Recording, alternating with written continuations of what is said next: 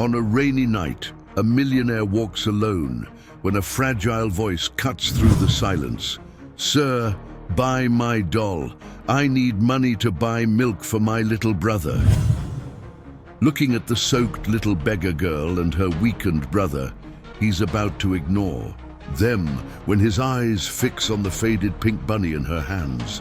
A shock runs through his body. That toy is identical to the one he gave his late wife years ago. What he discovers next about these children will completely shake the foundations of his life and reveal a secret he never imagined possible. The rain lashed the streets of Midtown Manhattan on that June night. Michael Anderson pulled up the collar of his Italian coat, trying to shield himself from the drops that felt like icy needles against his skin. The restaurant where he'd dined with Beatrice was only 2 blocks from where he'd parked his car, but that short walk was becoming an ordeal. At 52, Michael had built an empire in the construction industry. His company, Anderson Construction, was one of the largest in the country. But that night, as he walked alone on the wet sidewalk, he wasn't the powerful businessman everyone knew. He was just a man trying to move on after losing Helena, his wife, 6 months ago. Dinner with Beatrice had been a disaster. She talked too much, laughed too loudly, wore cloying perfume. She wasn't Helena. No one would ever be Helena. Michael had only agreed to the date because his sister had insisted it was time to resume his social life. Now all he wanted was to get home, take a hot shower, and forget this night. That's when he heard it. A small voice, almost swallowed by the roar of the rain. Mister, please." Michael kept walking, accustomed to ignoring panhandlers on the streets, but the voice came again, closer. "Mister, buy my doll, I really need it." Something in that voice made him stop. He turned slowly, and his heart skipped a beat. There, soaked by the rain, was a girl who couldn't have been more than 5 years old. Her dark hair clung to her thin face, and her clothes, visibly too large, dripped water. But it wasn't the girl who took Michael's breath away. It was what she held in her trembling hands, a faded pink stuffed bunny. "It's only $50, mister," the girl said, holding the toy out to him. "My little brother's sick, he needs milk." Michael couldn't tear his eyes from the bunny. It was identical to the one he had given Helena the day he met her, 25 years ago.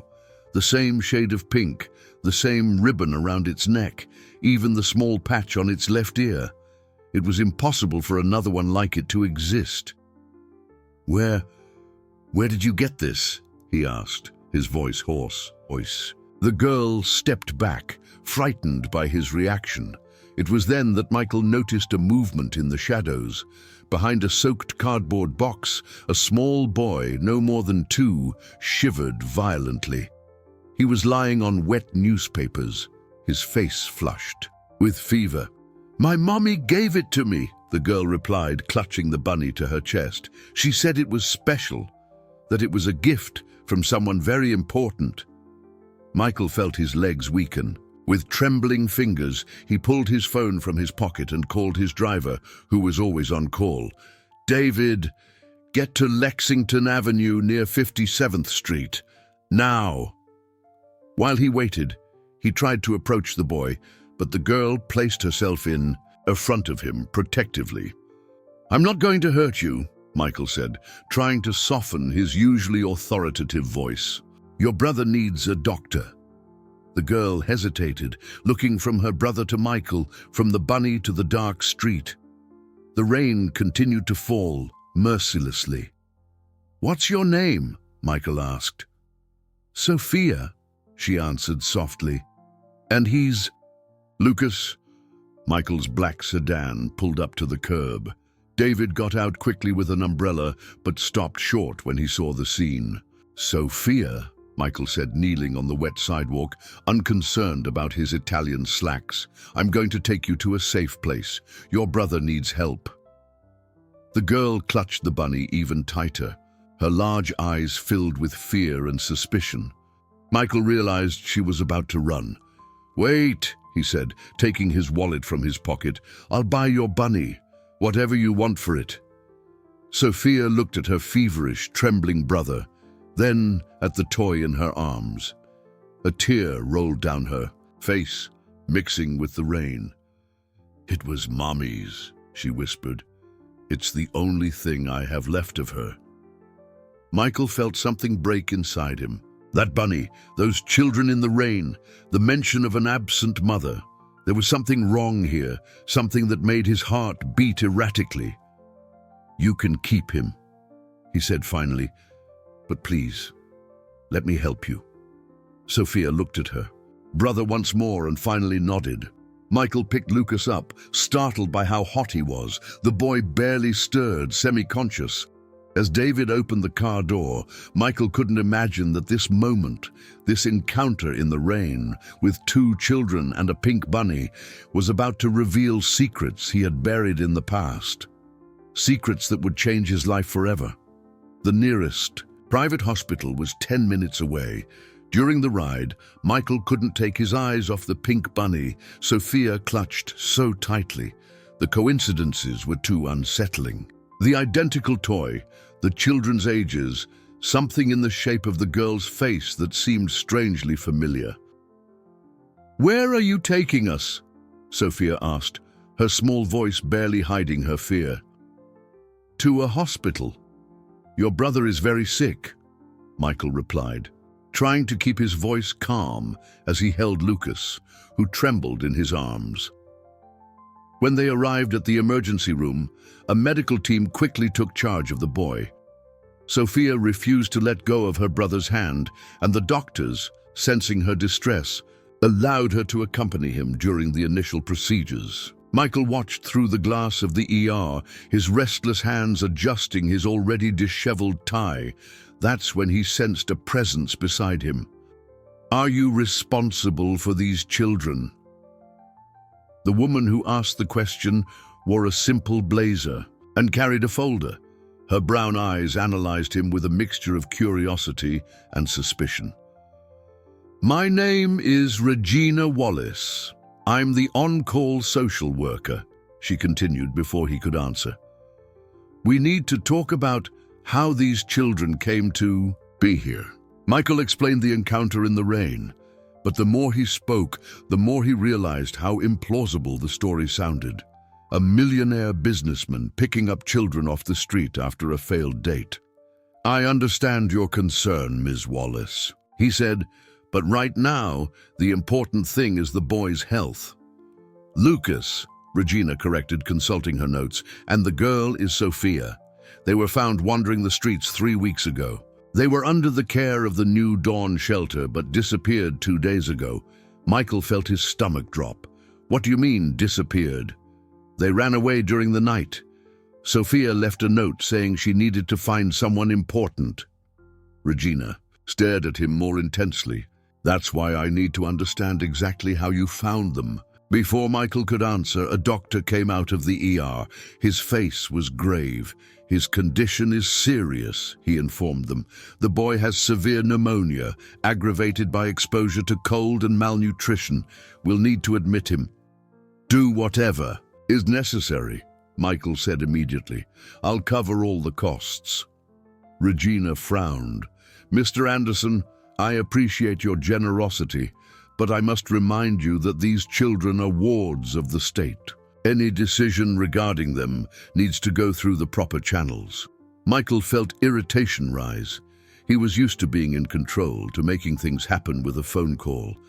But here, facing this plain-looking social worker, his power seemed insignificant. Sophia came out of the room at that moment, her eyes red from crying. Seeing Michael, she ran towards him and, to everyone's surprise, hugged his legs. "Don't let them take Lucas away again," she begged. "Please, mister. Mommy said the prince would help us one day." Michael froze. "Prince?" His voice came out as a whisper. That's how he used to introduce himself to Helena when they first started dating, joking that he was her Prince Charming. It was a private joke between them, something no one else knew. Regina approached Sophia gently. "Honey, what's this about a prince?" The girl clutched the pink bunny to her chest. Mommy always said a prince gave her this bunny, that one day he would come back to help us. Michael felt the world spin. He had to lean against the wall to keep from falling. Sophia's words, the bunny, the dates, everything was starting to form a picture he didn't want, couldn't believe. "Mr. Anderson?" Regina's voice seemed to come from far away. "Are you all right?" He didn't answer. His eyes were fixed on Sophia, who still clung to his legs. On the girl's face, now clean from the street grime, he could see Helena's unmistakable features. "I need to make some calls," he said finally, his voice trembling, "and I need someone to look through the shelter's records." What was the full name of these children's mother? Regina consulted her folder again. "We don't have that information. The children were found with only the bunny and a small backpack. There were no documents." Michael pulled out his phone, his hands shaking so much he could barely hold it. He needed to call Charles, Helena's brother. He needed to know the truth that was beginning to dawn on him, a truth that threatened to destroy everything he thought. He knew about his past. The hospital corridor was quiet at that late hour. Michael sat on one of the plastic chairs, his phone still in hand, gathering the courage to make the call that could change everything. Sophia had finally fallen asleep. In a nearby armchair, the pink bunny held tightly against her chest. "Charles, I need to talk to you. It's urgent." Michael's voice came out firmer than he expected. 20 minutes later, Charles walked through the automatic doors of the hospital. Seeing Michael, his face paled. "What happened?" he asked. But his eyes had already found Sophia and the bunny. Michael watched his brother-in-law's reaction. The way he stopped abruptly, how his eyes widened in recognition, how his hands began to tremble. It was all the confirmation he needed. "How long have you known?" Michael asked, his voice low and dangerous. Charles slumped into a chair. "Michael, How long?" Michael repeated, each word heavy with restrained fury. "Since the beginning," Charles finally answered, running his hands over his tired face. "Helena made me promise I wouldn't tell." The silence that followed was deafening. Michael looked at a sleeping Sophia, at her dark hair like Helena's, at the small nose that so closely resembled his own. "Why?" was all he could manage. Charles took his wallet from his pocket and removed an old, creased photo. "She tried to tell you, Michael, more than once." The photo showed a pregnant, smiling Helena holding the pink bunny. The date on the back? March 15th, 2018. "You were too busy with the company merger," Charles continued. "When she finally got your attention, you said kids weren't part of your plans, that they'd slow down your goals." The words hit Michael like a punch. He remembered that conversation, but it had just been a theoretical discussion about children. Hadn't it? Helena hadn't mentioned being pregnant, had she? "She went to live with our mother upstate," Charles went on. "She planned to raise the children alone, but then..." "Then what?" Michael demanded, though a part of him already knew the answer. "There were complications with the birth. Helena..." Charles's voice broke. "She didn't make it. Our mother took the kids in, but 3 months ago she also..." Michael couldn't hear the rest. A ringing filled his ears as fragments of memory assaulted him. Helena trying to talk during breakfast, him cutting her off to take an important call. Helena coming home early from work, wanting to discuss something serious, him leaving for an unmissable meeting. Helena crying when he said children would only get in the way of his life. "Why now?" Michael asked, his voice broken. "Why did they show up right now?" Charles hesitated. "The neighbor who was looking after them after Mom passed, she abandoned them. Sophia must have found a picture of you in the newspaper, or maybe..." "The bunny!" Michael completed. "Helena told her the story of the bunny." At that moment, Sophia stirred in the armchair, her eyes slowly opening. Seeing Charles, she sat up, startled. "Uncle Charles?" Her small voice was full of confusion. Michael felt as if all the air had been sucked out of the room. Sophia knew Charles. It was all true. "Hi, Princess," Charles replied, his voice choked with emotion. "You found him. You found Mommy's prince." Sophia looked from Charles to Michael, her large eyes filling with understanding. "You're him? The prince who gave Mommy the bunny?" Michael couldn't answer. His hands were trembling so much he had to press them against his knees. The pain in his chest was physical, as if his heart were being crushed. A nurse appeared in the hallway.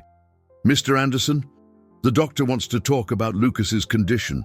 Michael stood up mechanically, his legs heavy as lead. Before he could take a step, he felt a small hand take his.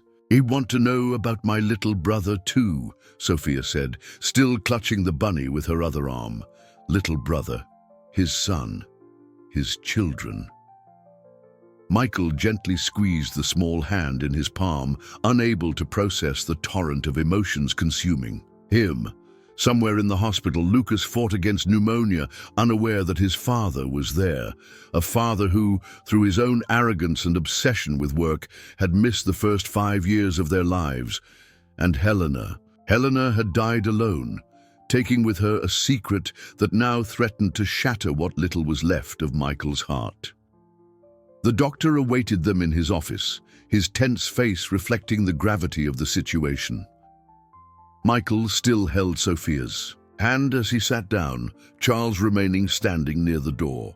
"The pneumonia is in an advanced stage," the doctor began, adjusting his glasses. "Additionally, we've discovered Lucas has a congenital heart condition that needs to be monitored." Michael felt Sophia squeeze his hand tighter. "But he's going to be okay, isn't he, doctor?" the girl asked, her voice trembling. The doctor smiled gently at her. "We're doing everything possible, dear. Your brother is a fighter." Fighter, like Helena, Michael thought, feeling his eyes burn. If she were alive, she would have taken care of the children, would have noticed Lucas's symptoms before they got so bad. "What are the next steps?" Michael asked, trying to maintain his composure. "We'll need to keep him hospitalized for at least 2 weeks. The heart condition complicates the pneumonia treatment, so we need to be extremely cautious."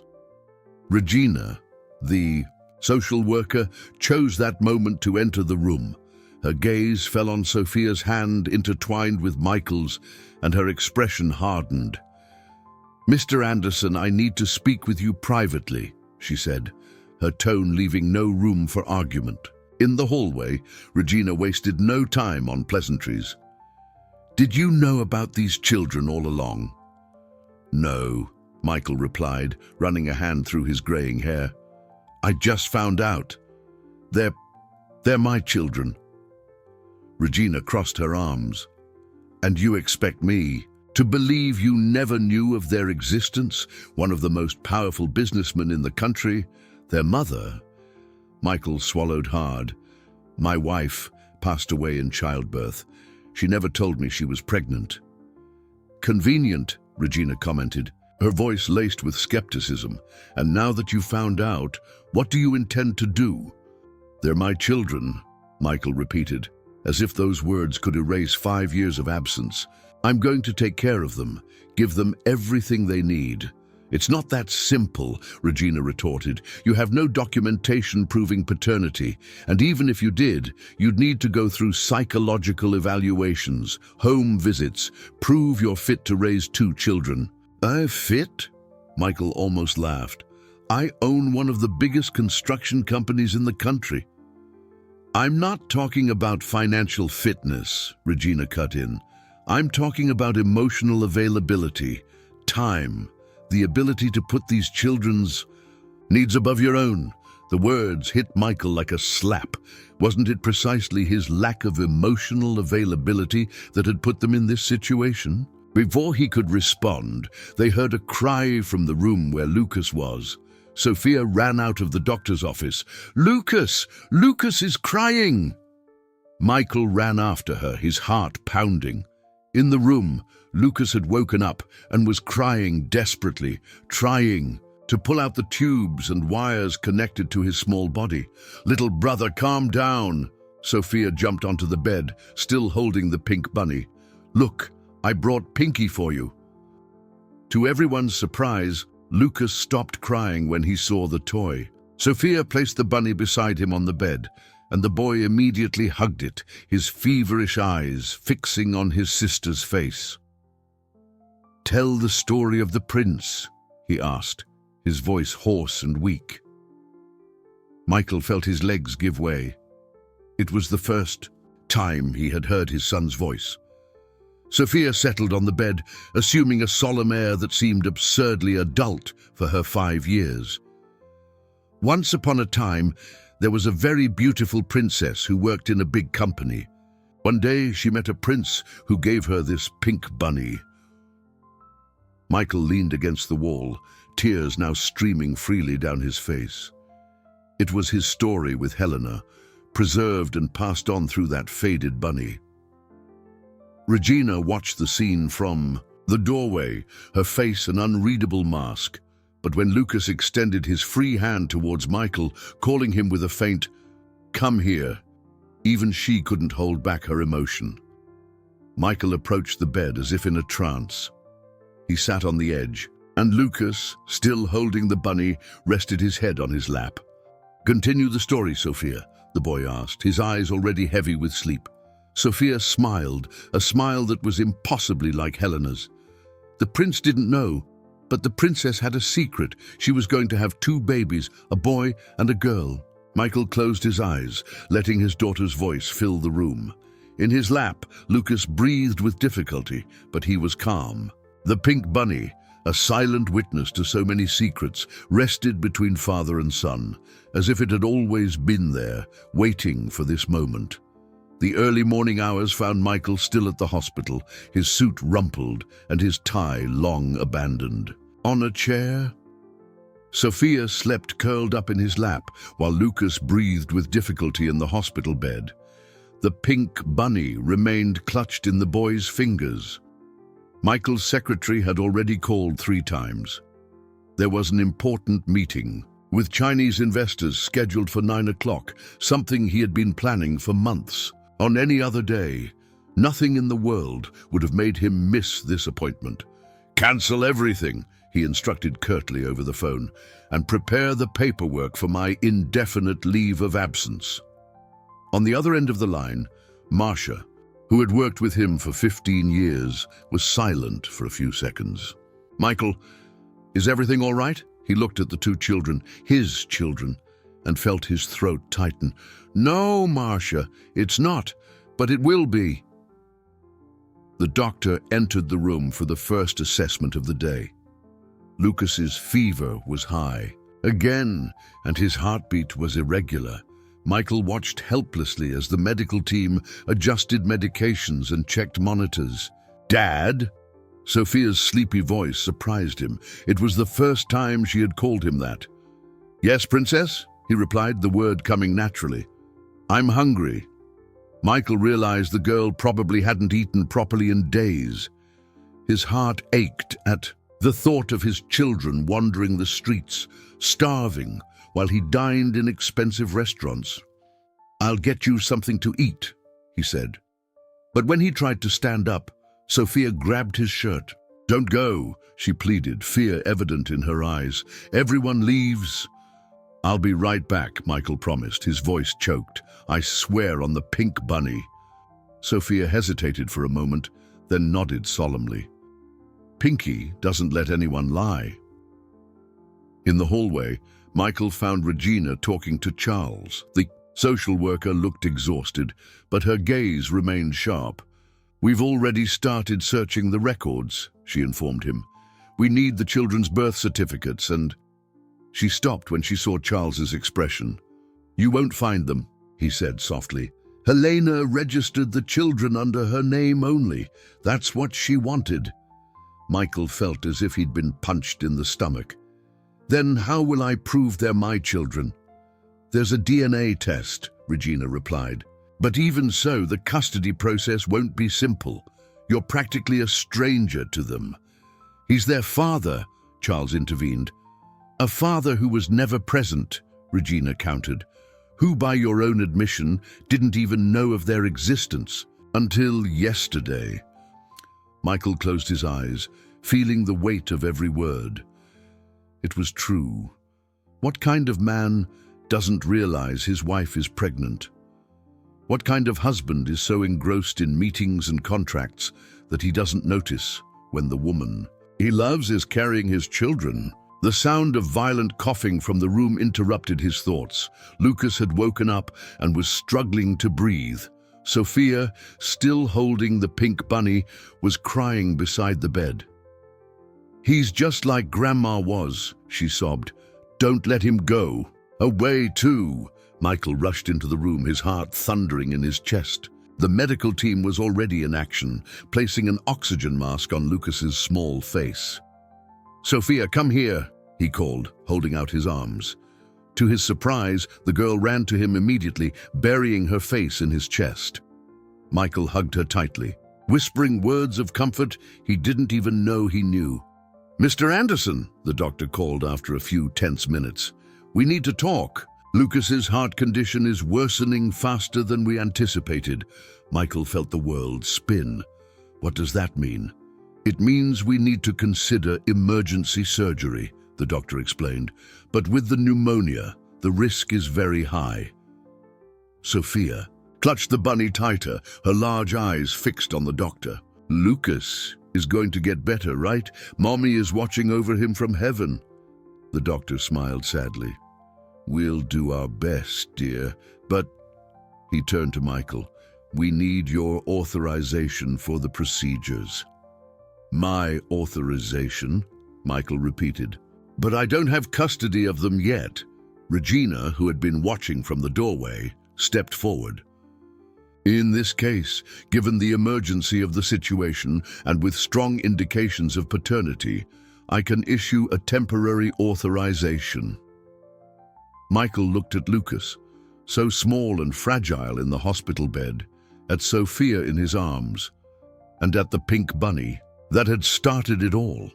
It was time to be the father his children needed. "Do whatever is necessary," he told the doctor. "I'm not going to lose my son, not again." The surgical wing seemed even colder and more impersonal in the dead of night. Michael paced the waiting room, his footsteps echoing in the empty corridor. Lucas's surgery had already lasted 4 hours. Sophia had finally fallen asleep in one of the armchairs, still clutching the pink bunny. Before Lucas was taken to surgery, she had insisted on lending the toy to her brother. "Pinky will take care of him in there," she'd said, with the unique wisdom of a 5-year-old. "Just like he took care of me and him when Grandma went to heaven." Now, watching his daughter sleep, Michael noticed more and more details that reminded him of Helena. The way she frowned in her sleep, how she twirled a lock of hair between her fingers. They were gestures so familiar they ached. "Thought you might like some coffee." Michael turned to find Regina holding out a disposable cup. He accepted with a nod, surprised by the gesture. "You know," she began, sitting in a nearby chair, "in 15 years as a social worker, I've learned to recognize when someone is pretending to care about a child. You're not pretending." Michael took a sip of coffee, letting the warm liquid soothe his tight throat. "I always wanted children," he admitted softly, so as not to wake Sophia. "But I was so focused on building an empire, I thought there was time." "And Helena, what was she like?" The question caught Michael off guard. He closed his eyes, letting the memories come. "She had this way of looking at simple things as if they were magical," he said, his voice thick with emotion. "She kept movie stubs, dried leaves, little mementos of moments I didn't even realize were special." He paused, swallowing the lump in his throat. "The pink bunny. I bought it from a street vendor the day I met her. She was late for a meeting, with me all flustered, and that toy made her smile." Regina listened in silence, her face softening for the first time since they'd met. "After she—" Michael couldn't complete the sentence. "I looked for that bunny everywhere. I wanted to have something of hers to hold. I never imagined that he would find you through your children, Regina completed softly.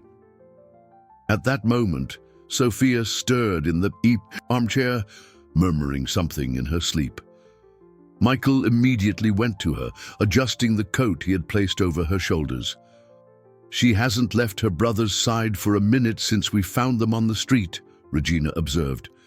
That's a strength few adults possess. Just like her mother, Michael whispered, stroking his daughter's hair. The surgeon chose that moment to appear in the waiting room. His face was tired, but there was a small smile on his lips.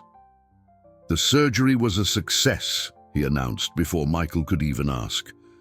The heart defect was more complex than we initially thought, but we managed to correct it. Now we monitor his recovery and hope the pneumonia responds better to treatment. Michael felt his legs weaken. Regina quickly pulled over a chair, and he sank into it.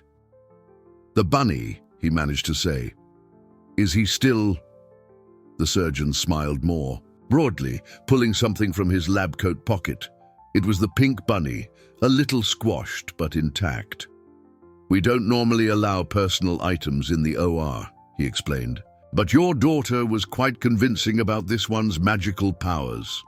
Sophia chose that moment to wake up. Seeing the doctor with the bunny in his hands, her eyes widened. "Lucas," she asked, her small voice full of fear. "Your brother is very strong," the doctor replied, handing her the toy. "And he had excellent company during the surgery."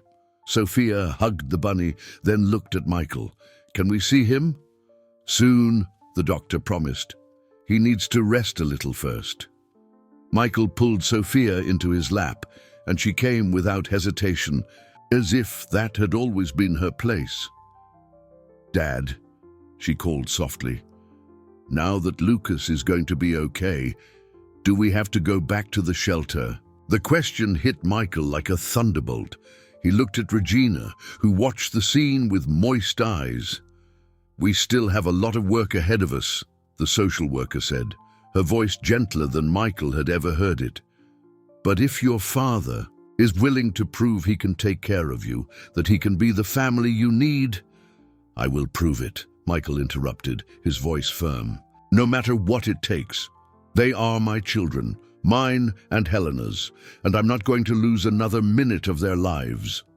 Sophia squeezed the pink bunny between them, as if the toy could seal that promise. And maybe it could, Michael thought. After all, that little faded bunny had already performed the greatest miracle of all. It had brought his children back home. The days following Lucas's surgery completely transformed Michael's life. His luxurious office was exchanged for a hospital room. His important meetings gave way to conversations with doctors and nurses. The man who once measured success in millions now counted victories in small smiles and daily progress. "Look, Dad," Sophia exclaimed that morning, showing him a drawing she had made. "It's our family. There's me, Lucas, you, Pinky, and Mommy in heaven watching over us." Michael held the paper carefully, as if it were the most precious of documents. In the crayon drawing, an angelic figure hovered over 4 people and a pink bunny holding hands. "It's beautiful, Princess," he said, taping the drawing to the wall of the room next to Lucas's bed. The boy, still weak but improving every day, smiled when he saw his sister's art. "Make another one, Sophia. Make one of just Mommy with Pinky." Michael felt his heart clench. The children spoke of Helena so naturally, with so much love. While he had tried to bury his memories of her in work, a nurse came in to check Lucas's vitals. "Look who has rosier cheeks today," she commented cheerfully. "Soon he'll be running around." "When can he go home?" Sophia asked, for at least the 10th time that day. The word home made Michael freeze. Where would their home be? His penthouse apartment, professionally decorated to impress clients, was anything but welcoming for children. As if reading his thoughts, Regina appeared at the doorway. "Mr. Anderson, can we talk for a moment?" In the hallway, the social worker got straight to the point. The doctors say Lucas should be discharged in a week. We need to discuss arrangements. Michael nodded, running a hand through his graying hair. I've already started making changes to my apartment. I'm turning the study into Lucas's room, and the library will be Sophia's room. And your work? Regina asked. How do you plan to reconcile the presidency of a company your size with 2 children who need full-time attention? I've already spoken with the board, Michael replied. I'll be working from home most of the time. Marcia, my secretary, is reorganizing my entire schedule. Regina raised an eyebrow. The man who never missed a meeting is going to become a work-from-home executive. The only meetings I don't want to miss now are Lucas's doctor appointments and Sophia's future school. Meetings, he replied simply. Before Regina could answer, they heard a noise from the room. When they entered, they found Sophia trying to climb onto Lucas's bed. Sophia! Michael rushed to help her. Careful, honey, your brother is still recovering. But he wants to see Pinky's new trick, she explained, showing how she had taught the bunny to do somersaults. Lucas laughed, a sound that was still rare, but made the whole room seem brighter. Michael found himself laughing along, sitting on the edge of the bed, watching his children play. Regina cleared her throat softly. Mr. Anderson. Michael, he corrected. After everything, I think you can call me Michael. Michael, she continued, a small smile on her lips. We still have a lot of work ahead. Home visits, psychological evaluations, environmental suitability, whatever it takes, he replied, without taking his eyes off the children. But, Regina went on, I must admit, you're surprising me. When I first met you, I thought you were just another rich guy trying to clear his conscience. Michael finally looked at her. And now I see a father learning to be a father, she answered honestly. It's not perfect, but he's trying. And sometimes that's what children need most. Someone who tries, who learns, who is present. Sophia chose that moment to jump into Michael's lap, nearly knocking them both over. Dad, tell that story again, about how you met Mommy. Again? He feigned exasperation, but his smile betrayed him. Haven't I told it 3 times today? But Lucas was asleep last time, Sophia argued, and Pinky likes to hear it too. Michael settled his daughter on his lap, took the pink bunny she held out and began, Once upon a time, on a rainy day, very much like the day I found you. Regina watched the scene for another moment before silently leaving the room. In her folder, the preliminary custody evaluation report was already taking shape. There was still a long way to go, but for the first time since she had met Michael Anderson, she was sure those children were exactly where they were supposed to be. In the room, father and children remained lost in their story. The pink bunny. Between them, like a bridge between the past and the future, they were building together. The news broke on a Tuesday. Michael was helping Sophia with a new drawing when Marcia called, her voice tense on the other end of the line. Michael, you need to see the papers. It's everywhere. The headlines screamed in bold letters. Secret heirs, millionaire Michael Anderson hid children for years. The photos, taken at the hospital entrance, showed Michael carrying Sophia as she clutched the pink bunny. Charles is on his way over, Marcia continued. Beatrice, your, ex-girlfriend, gave an interview saying you dumped her to play daddy with children of dubious origin. Michael closed his eyes, a headache forming. Sophia, coloring intently, looked up. Dad, are you sad? The innocent question made his heart ache. How could he explain to a 5-year-old that the world outside was questioning his right to be her father? No, princess, he forced a smile, just thinking about some work stuff. Lucas, who was getting stronger every day, watched everything from his bed. Dad, he called softly, tell that part of Mommy's story again, when she saved Pinky from the rain. Michael sat between his children, grateful for the distraction. Well, that day it was raining really hard, like now. The bunny had fallen into a puddle and your mom... The door opened, interrupting the story. Charles entered, followed by Regina. Both looked concerned. "Michael," Charles began, "we need to talk. Outside." In the hallway, the news was even worse. Michael's ex-girlfriend's mother, a gossip columnist, was spreading rumors that he had intentionally abandoned his pregnant wife. "This could complicate the custody process," Regina warned, her voice serious. "Public opinion, to hell with public opinion." Michael exploded, but quickly lowered his voice when he saw Sophia peeking through the door. "Those are my children with Helena. I won't let anyone question that." "Then prove it," Regina challenged. "Not to me, not to the newspapers, but to them. Show them you're willing to face anything to be the father they deserve." Michael returned to the room where Sophia had climbed into bed with Lucas. The two were sharing the pink bunny, as they always did when they were scared. "Hey," he called softly, sitting on the edge of the bed. "How about I tell a new story today?" "New?" Sophia asked, curious. "But I like Mommy's story." "This one is also about Mommy," Michael assured her, pulling his daughter into his lap.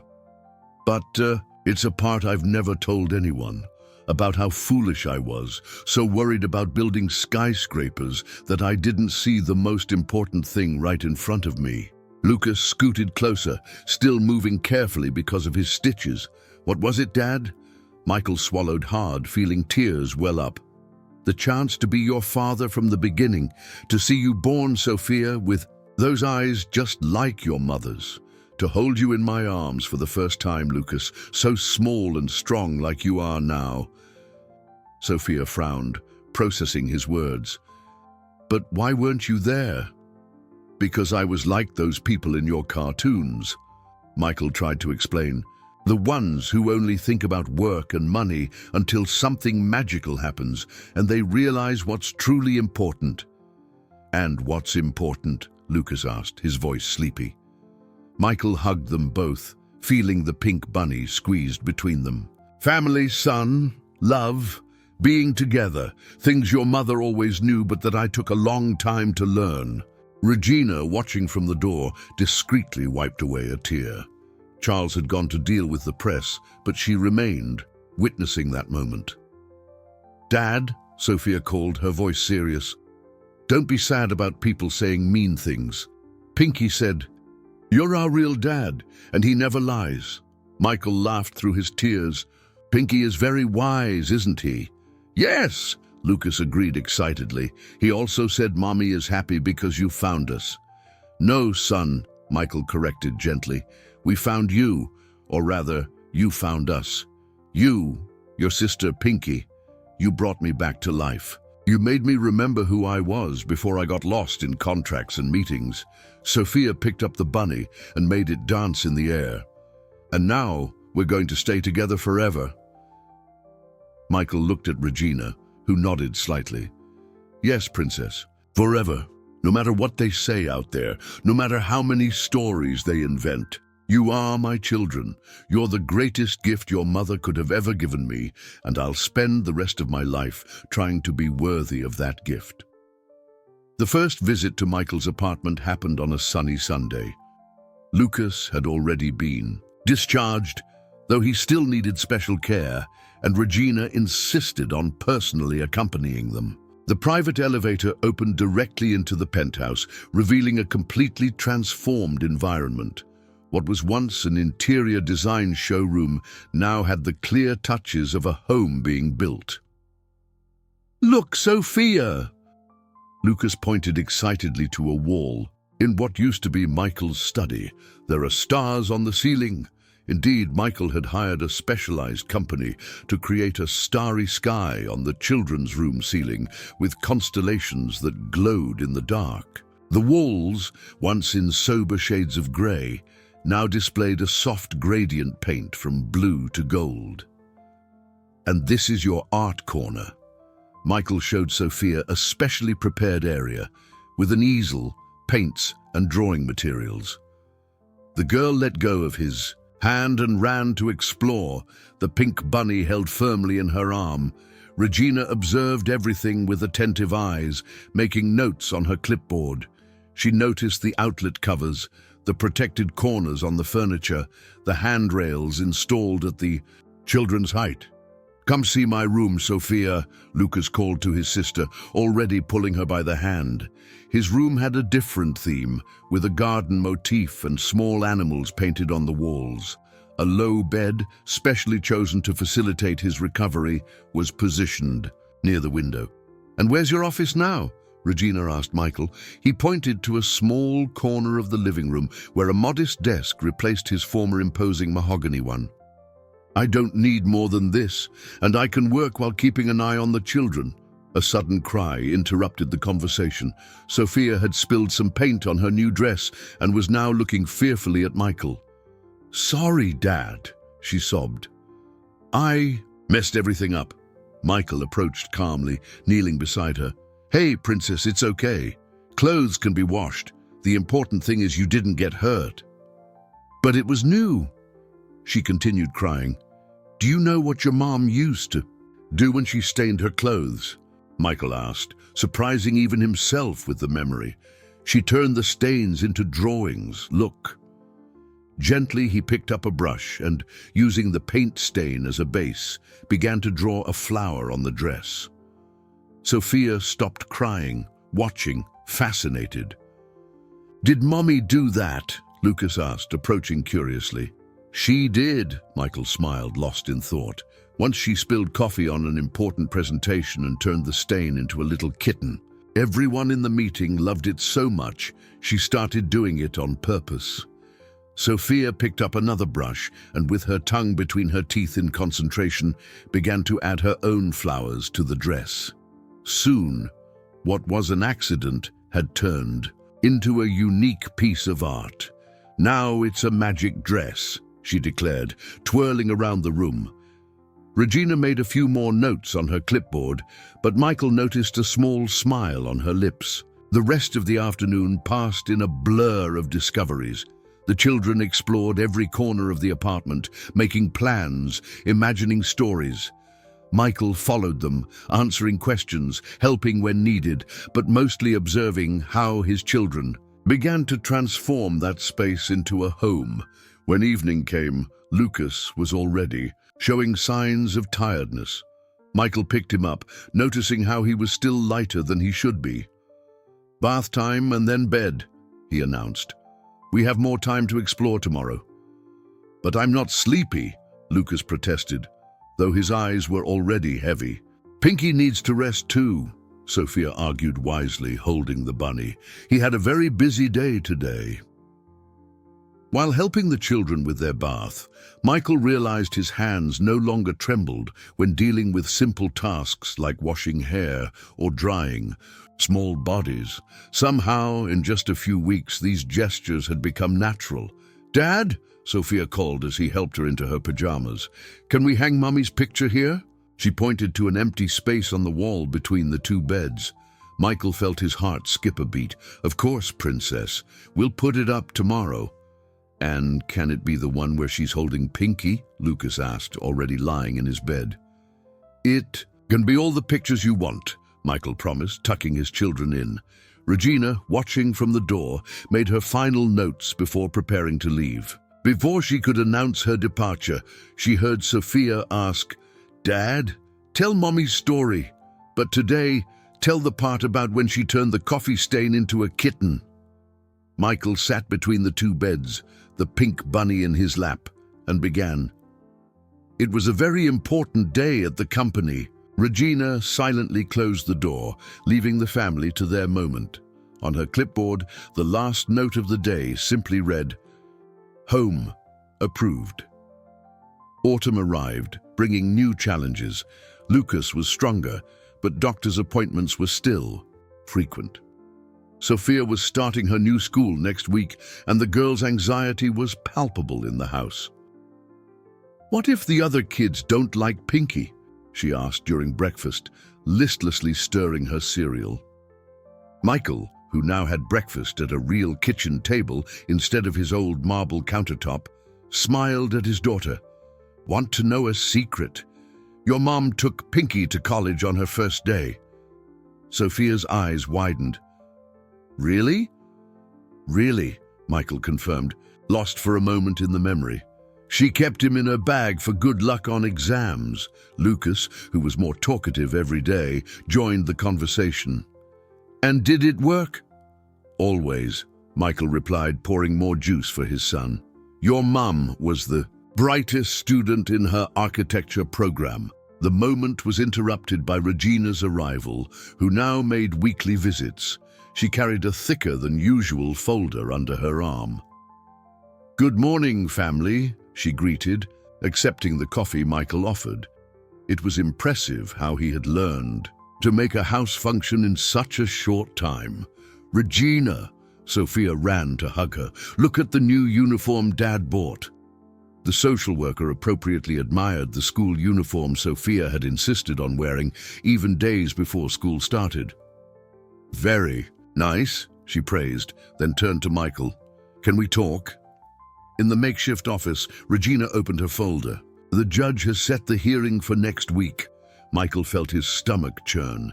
Even with all the progress, with all the positive reports, the final decision on custody still terrified him.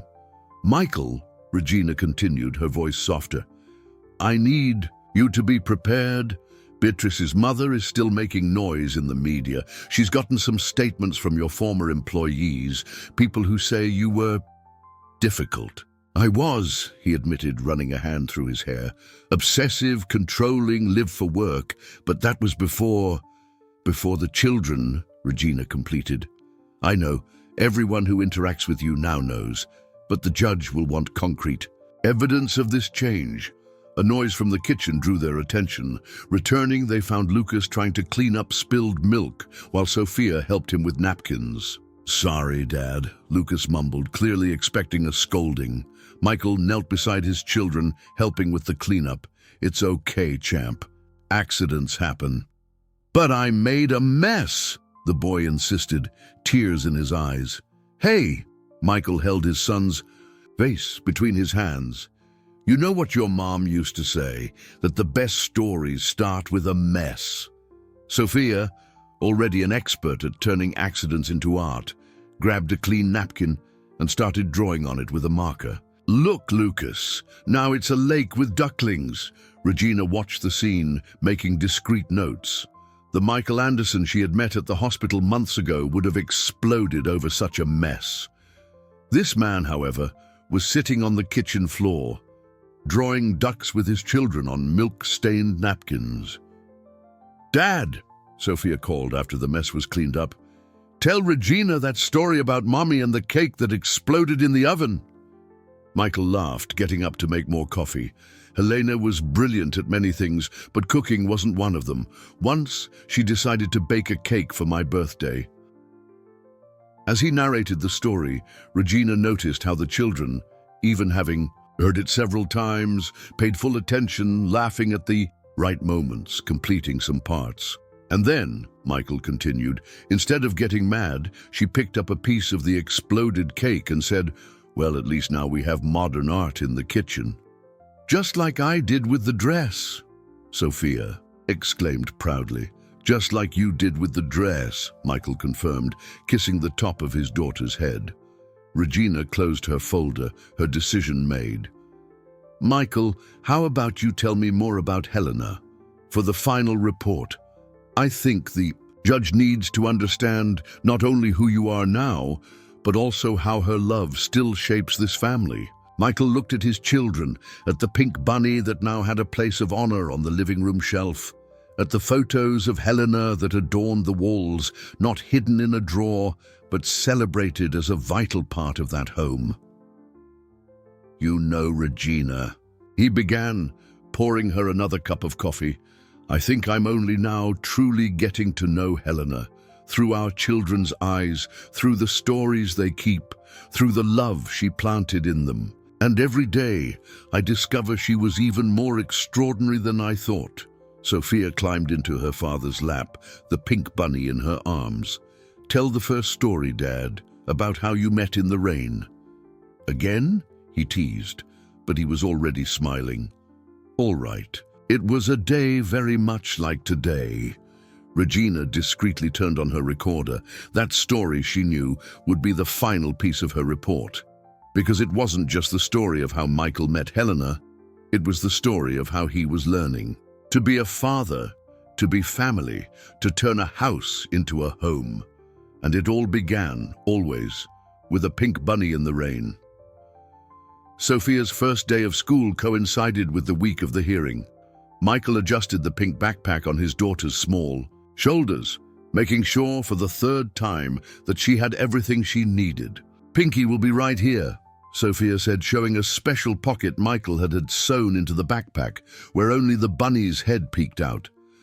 "That way he can give me good luck like he did for Mommy." Lucas, who still couldn't go back to school, on doctor's orders, watched the scene with a touch of envy. "I wish I could go too." "Soon you will," Michael promised, ruffling his son's hair. "For now, how about being my special assistant in the home office?" The boy's face lit up.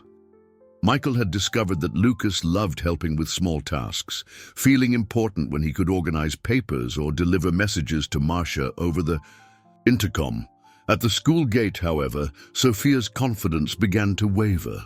Her small hands clutched the backpack strap tightly. What if someone asks about Mommy?" she whispered. Michael knelt in front of his daughter, ignoring the curious glances from other parents. He knew some recognized him from the papers, that they were commenting on the millionaire and his secret children. "Sophia," he began softly, "your mom is always with you. In your heart, in the stories you tell, in the pinky she gave you. If anyone asks, you can tell them about her with pride." "But it hurts a little to talk about her," the girl admitted, her large eyes full of unshed tears. Michael felt his heart clench. "You know, Princess, sometimes it does hurt, but your mom always said that the most important stories are the ones that make us feel something deep inside." He lightly touched his daughter's chest. "Like when you tell her stories?" Sophia asked. "Exactly," he smiled. "And look, you're already an expert at turning sad things into art. Remember the dress?" Sophia smiled shyly, her hand going to the pocket where the bunny was. "Will Pinky help me if I get sad?" "Always," Michael assured her. "And when you get back, we'll do something special to celebrate your first day." "With paint?" Her eyes sparkled. "With lots of paint," he promised, kissing her forehead. He watched as Sophia walked hesitantly towards her teacher, the pink bunny peeking from her backpack like a silent guardian. When she turned to give a final little wave, Michael felt the tears he'd been holding back escape. Back in the car, where Lucas was waiting, his phone rang. It was Regina. "Michael, we have a problem. Beatrice's ex-mother-in-law managed to get a motion approved to testify at the hearing." He closed his eyes, exhausted. What more does she want, Regina? Aren't the stories she fabricated for the papers enough? "She claims to have proof that you always knew about Helena's pregnancy," Regina explained. "Says she has emails, documents." "Impossible," Michael cut in. "I never—" He stopped abruptly, an old memory surfacing. Helena, sitting on a hospital bed after fainting at work, trying to tell him something important. He, on the phone, discussing a multi-million-dollar acquisition. "We'll talk later," he had said. "I can't right now." "Michael?" Regina's voice brought him back. "Are you okay?" "No," he admitted, glancing in the rear-view mirror at Lucas, who was playing distractedly with a toy car. "But I will be. Because now I understand what Helena tried to show me all those years, that some things are more important than contracts and meetings." "The hearing is in 3 days," Regina reminded him. "We need to be prepared for—" "Regina," Michael interrupted gently, "do you know what Sophia asked me today? If it would hurt to talk about her mom at school. And you know what I realized? That yes, it does hurt. It hurts to know I failed Helena, that I lost precious years with my children. But now I understand that this pain is part of our story. And I'm not going to run from it anymore. There was a moment of silence on the other end of the line. That, Regina finally said, that is exactly what the judge needs to hear. Not Michael Anderson, the businessman, but the father you've become. Dad, Lucas called from the back seat, can I draw too when Sophia gets back? Michael smiled into the rearview mirror. Of course you can, champ. We're going to make the biggest, artistic mess this house has ever seen. Like Mommy used to do? The boy asked hopefully. Just like Mommy used to do, Michael confirmed, feeling that familiar mix of joy and pain in his chest. And you know what? I think she'll love seeing us from heaven turning another mess into art. The courtroom seemed smaller than Michael had imagined. Sitting next to his lawyer, he adjusted the tie Sophia had chosen for him that morning for the 10th time, light blue, because it matches the sky where Mommy is. The children were with Charles, waiting in the hallway. Michael could still hear Sophia's voice, explaining to her brother for the 5th time how Pinky was going to bring Dad luck, just like he did for her at school. Regina sat a few rows behind, her folder of reports on her lap. When her eyes met Michael's, she offered a small, encouraging smile. The entrance of Beatrice and her mother, Sandra Hayes, caused a stir in the room. The social columnist was impeccably dressed and made up, as if posing for one of her gossip columns. Michael always knew about the children. Sandra began her testimony with a dramatic voice. Helena tried to tell him several times, I have sources that confirm... Sources? Michael's lawyer interrupted. Do you have concrete proof of these allegations, Miss Hayes? Sandra hesitated for a moment. I have witnesses who... Witnesses who have never come forward, the lawyer completed. Just like the alleged emails you mentioned to the press were never produced. The judge, a middle-aged man with shrewd eyes, leafed through Regina's reports as he listened. Ms. Hayes, he intervened, what exactly is your interest in this case? Interest? Why, only the truth, she exclaimed. Michael Anderson abandoned my daughter to play daddy with 2 children who appeared out of nowhere. Out of nowhere? Michael's voice was louder than he intended. May I speak, Your Honor? The judge nodded and Michael stood up. His hands trembled slightly, but his voice was firm. These children didn't appear out of nowhere. They are the most precious gift Helena left me, even if I was too blind to see it when I had the chance. And yes, I failed. I failed Helena. I failed my children. I failed as a husband and as a father before I even had the chance to be one. He paused, taking something from his jacket pocket. It was an old photo, creased at the edges. This photo was taken the day I gave Helena the pink bunny. She kept it for years, then passed it on to our children, along with all the stories of our love. A love I didn't know how to value, that I suffocated with meetings and contracts. Sandra snorted audibly, but the judge silenced her with a look. When I found Sophia and Lucas on that rainy night, Michael continued, it wasn't a coincidence. It was Helena, through that same pink bunny, giving me a second chance, the chance to be the father she always knew I could be. He turned to Sandra and Beatrice. I'm sorry if I hurt anyone in the process, but for the first time in my life, I'm not making decisions based on profits or status. I'm choosing to be a father. I'm choosing to honor Helena's memory through the love for our children. The judge leafed through a few more reports before speaking. Mr. Anderson, how do you intend to reconcile the presidency of a major corporation with raising 2 young children, one of whom is still recovering medically? I've already addressed that, Your Honor, Michael replied. I've transferred executive control of the company to my vice president. I retain only an advisory role, which I can perform from home. My priority now is my children. He's throwing away a billion-dollar company, Sandra exclaimed. No, Miss Hayes, the judge corrected. From what I see in these reports, he's building a family. At that moment, a loud cry came from the hallway. Michael recognized it immediately. It was Lucas. Your Honor, he asked, already rising. May I? The judge nodded, and Michael rushed out of the room. He found Lucas sobbing in Charles's arms, while Sophia tried to console him with the pink bunny. Hey, champ. Michael knelt beside his son. What happened? He's scared, Sophia explained seriously. Like I was on the first day of school. Scared. They'll take us away from you. Michael scooped Lucas into his arms, bringing Sophia close too. No one is going to take you away. Do you know why? Both children shook their heads. Because now we're a family, and families stay together, right? Mommy taught us that. Lucas sniffled, still clinging to his father's neck. Promise? I promise on Pinky, Michael replied solemnly, making Sophia smile through her tears. Regina, who had stepped out to see what was happening, watched the scene with tear-filled eyes. She returned to the courtroom, determined. This family had already endured too many separations.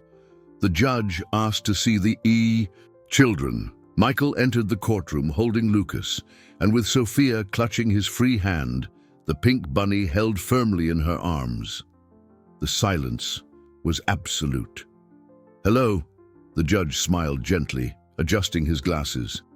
You must be Sophia and Lucas. Would you like to sit up here with me for a little bit? Sophia looked at Michael, who nodded encouragingly. With hesitant steps, she approached, pulling her brother by the hand. That's a very nice bunny, the judge commented. Does he have a name? Pinky, Sophia replied, her voice small but firm. He belonged to our mommy. Daddy gave him to her the day they met. Sandra Hayes made a disdainful sound, but the judge ignored her, focusing on the children. And what's it like living with your dad? He asked softly. Lucas, usually so shy, was the first to answer. He tells us mommy's stories every night, and he lets us paint on the bedroom wall. Only in the special corner, Sophia hurried to explain, making some of the adults chuckle. And he makes breakfast with bare faces on the toast. Just like mommy used to, Lucas added excitedly. The judge smiled. And are you happy? Sophia hugged the bunny to her chest before answering. Now we are, because we found mommy's prince just like she said would happen. Prince? The judge asked, curious. That's what mommy called Daddy, Sophia explained. She left Pinky with us and said one day he would lead us to her prince. And he did, in the rain, just like in the story of how they met. Michael felt tears stream down his face. Regina discreetly passed him a tissue. And you know, Sophia continued, now more serious, sometimes Daddy cries when he tells Mommy's stories, but Grandma said crying is good, that it means you loved someone very much. Lucas nodded solemnly. And Daddy loved Mommy very much, just like we do. Sandra Hayes stood up abruptly. This is ridiculous. These children have clearly been coached on what to say. The judge silenced her with a firm gesture, but it was Sophia who responded. Mommy said we should never lie, not even when we're playing, because lies hurt people's hearts. She hugged the bunny tighter. And Pinky doesn't let anyone lie either. He's magic. Michael had to restrain himself from running to his children and hugging them right there. How had Helena managed, in so little time, to instill so much wisdom in these children? The judge slowly closed his folder, taking off his glasses before speaking. I believe I've seen enough. The entire room held its breath. Ms. Hayes, he began, your accusations lack legal standing or concrete proof. They are, at best, attempts at personal revenge that have no place in this courtroom. Sandra opened her mouth to protest, but the judge continued. Furthermore, the reports from social worker Regina Wallace are overwhelmingly positive. Mr. Anderson has not only provided a safe and nurturing environment for the children, but has also demonstrated a remarkable personal transformation. He turned to Michael. You made mistakes in the past, it's true, but you are clearly committed to correcting them through actions, not just words. Sophia and Lucas ran back to their father, who hugged them tightly. And most importantly, the judge continued, smiling at the children, the emotional bond that already exists between you is evident. It would be cruel to separate this family. Now, Michael could hardly believe what he was hearing. So, full custody is granted, the judge declared, with one condition. Anything, Michael replied promptly. The judge smiled. Continue telling your children these stories. Their mother's memory deserves to be preserved with such love.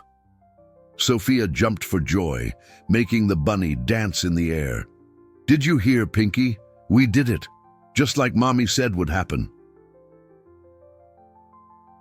Lucas hugged his father's legs, sobbing with joy. Michael knelt, taking both children into his arms, not caring about the tears now streaming freely down his face. Regina approached, her own eyes moist. Congratulations, Anderson family. Anderson family. How different those words sounded now. Dad, Sophia called, holding up the bunny. I think Pinky is crying happy tears too. Michael kissed the top of his daughter's head. You know, Princess, I think Mommy is crying happy tears in heaven too. And smiling, Lucas added softly. Just like in the pictures. Michael looked at his children, at the pink bunny that had started it all, and finally understood. Helena had never really left.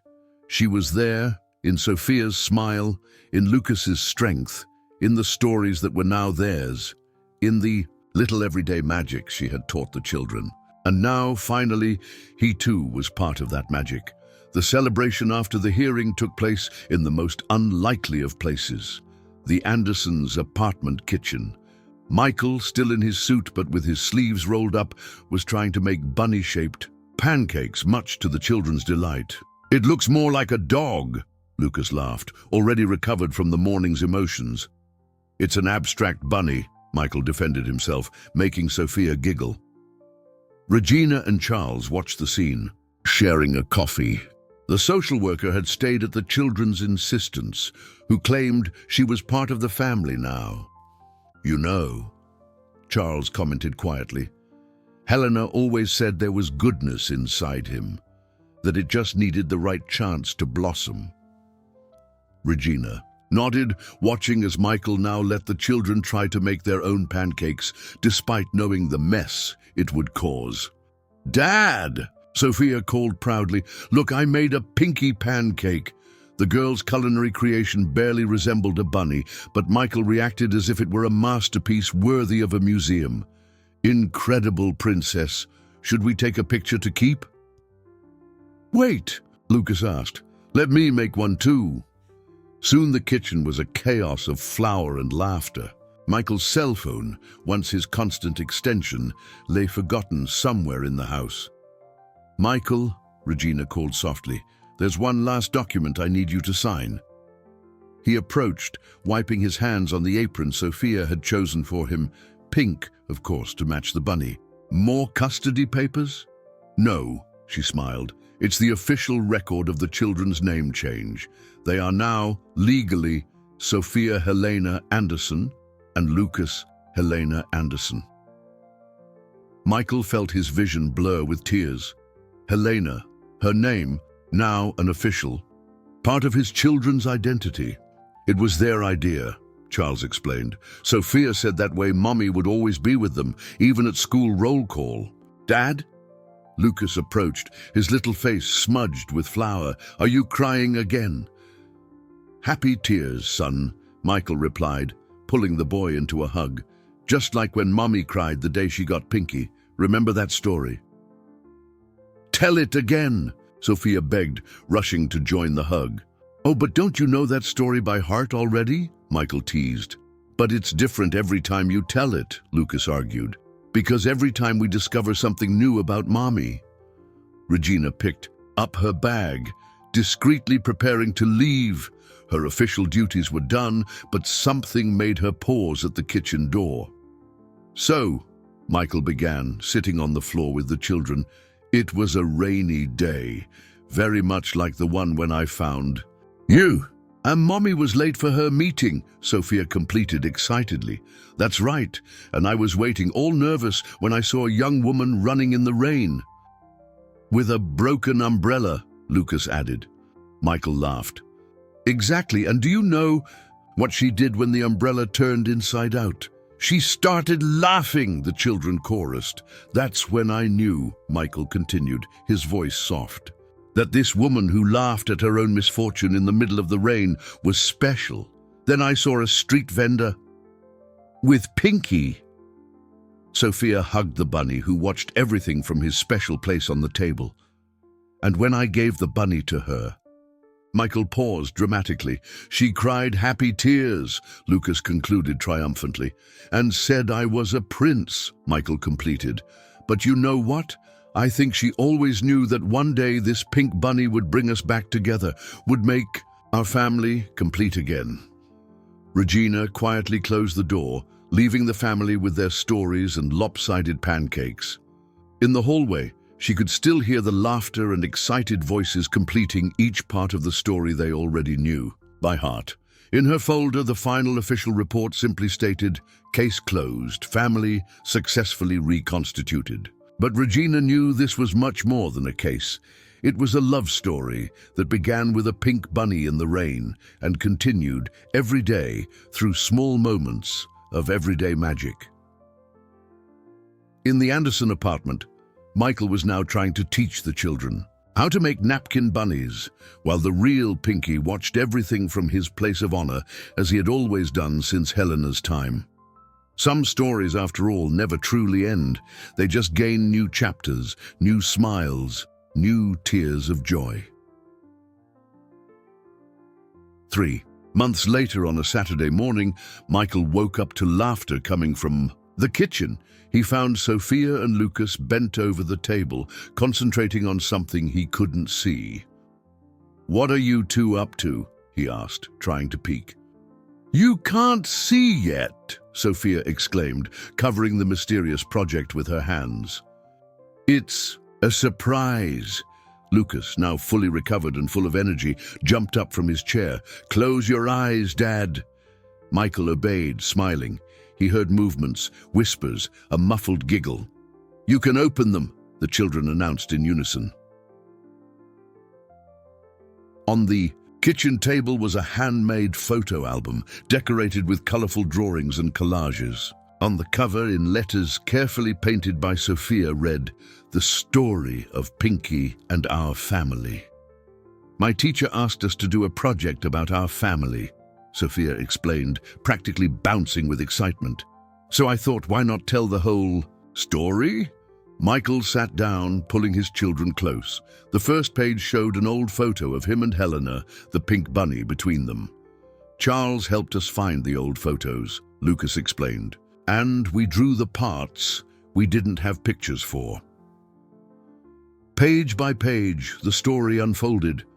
There were drawings of the rain, the broken umbrella, the first meeting, photos of a pregnant Helena holding the bunny, drawings of the children with their grandmother. And then, "This is from the night you found us." Sophia pointed to a detailed drawing of two children in the rain, a pink bunny shining like a star between them. The following pages showed recent photos: Lucas in the hospital with the bunny, Sophia on her first day of school, the three of them making pancakes in the kitchen. In every image, Pinky appeared, and a silent constant, guardian of their memories. "And look at this one, Dad." Lucas pointed excitedly to a collage that mixed an old photo of Helena smiling with a drawing of his own, where everyone was together, including an angelic figure. "In the sky, the teacher said it was beautiful," Sophia commented proudly, "and that she'd never seen such a special story." Michael gently ran his fingers over the pages, feeling the texture of the drawings, the care in every detail. But there's still a blank page at the end, he noticed. That's for us to keep writing. Our story, Lucas explained, because it's not over. Sophia nodded solemnly. Mommy always said the best stories don't have an end, just new chapters. Michael pulled his children into a tight hug, his heart overflowing with love. On the kitchen counter, the pink bunny watched the scene, just as it had so many years ago when a young Helena had first hugged him in the rain. "Dad," Sophia called softly, "do you think Mommy would like the album?" Michael looked at his children, at the love and creativity they had poured into every page, at the way they had transformed their story with all its pain and joy into something so beautiful. "I'm sure she's loving it, Princess," he replied, wiping away a tear. "Because you did exactly what she always did. You turned memories into art, sadness into colors, longing into love." Lucas picked up the bunny and brought him into the group hug. "And Pinky helped, right?" "He did," Michael confirmed. "He guided us here, just as your mother planned." Sophia opened the album to the last blank page. "Should we draw another one of all of us together today?" "With Pinky too," Lucas insisted. "With Pinky too," Michael agreed, picking up the colored pencils.